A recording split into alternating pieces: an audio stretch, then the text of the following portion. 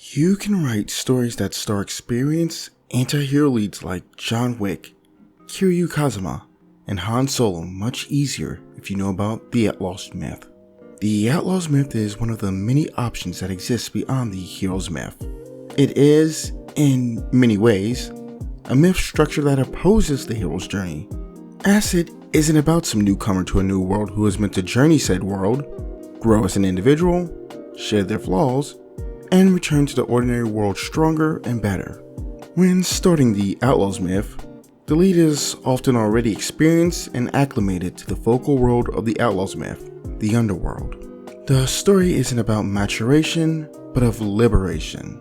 The Outlaw wishes to free themselves of the Underworld and achieve a more balanced, fulfilling life.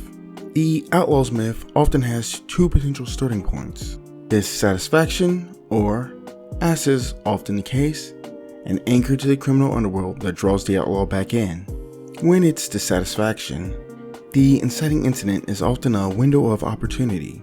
Maybe threats are drawing near and they need to get out now or else suffer the consequences.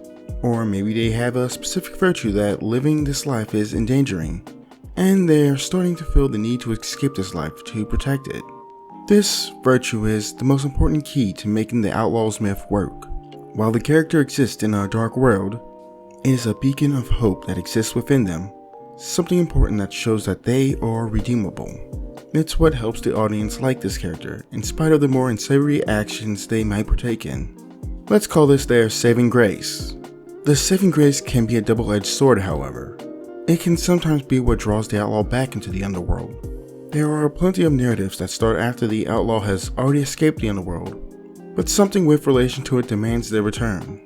Maybe an authority approaches, demanding their aid, and they're forced to take up the mantle once more because they're being framed, or because they feel it's the right thing to do.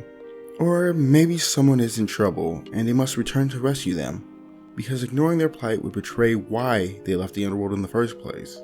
Whatever the case, the journey begins anew as their virtue is tested once more.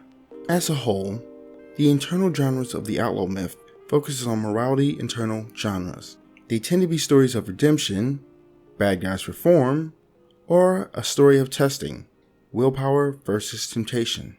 The hero's myth, for the record, focuses on worldview internal genres, often with education and maturation. Once the outlaw is active in their goal, the meat of the story focuses on the outlaw's journey through the underworld. The magical elements of the hero's journey are often replaced by criminal elements. Furthermore, the underworld is often characterized by a complex web of relationships, where friendships and enemies are often indistinguishable, and betrayal, deceit, fear, and self-interest lurk around every corner. The outlaw must navigate this web while doing their best to remain authentic and never betray their personal code. Their personal code is one of the most important ruling factors in this world. It isn't the only ruling power the outlaw must contend with, however. The underworld often possesses a ruling figure who stands above all others, and word serves as law within it. In classic myths, this is represented by figures such as Hades or Satan. In modern myths, these figures are often crime bosses, criminal syndicates, and so forth. Either way, these figures often don't wish for the outlaw to leave the underworld, and will do everything in their power to keep them trapped. The outlaw must do their best to either avoid their raft, combat them, or outwit them. Sometimes this force is one of the last things keeping the outlaw chained to the underworld, after they've achieved their goal, and they must overcome them before they can escape. There are other times where the force might be something on the more lawful end, such as the police, and outmaneuvering them is the final test. Either way, with this final test, it often helps to have the outlaw gain what they want, but forced to rescue something or someone before they leave. If the outlaw can't escape alone, while abandoning another, this would destroy their virtue, and thus give up their saving grace that makes them worthy of a chance for a better life. At any rate, this leads into the final confrontation. The result is either redemption, death, or imprisonment. If they don't die, they escape to paradise and are freed from the obligations of the underworld. Even if the character is just in a small island or whatever, they're left to live a life of their own creation. Or at least they can until the outlaw cycle begins again, assuming it does. Give this structure more of a try if you're writing more anti-heroic outlaw characters, as it's more suited for them than the hero's journey. Besides, while many people will talk about the hero's journey, the outlaw's journey is one of the most popular structures of all.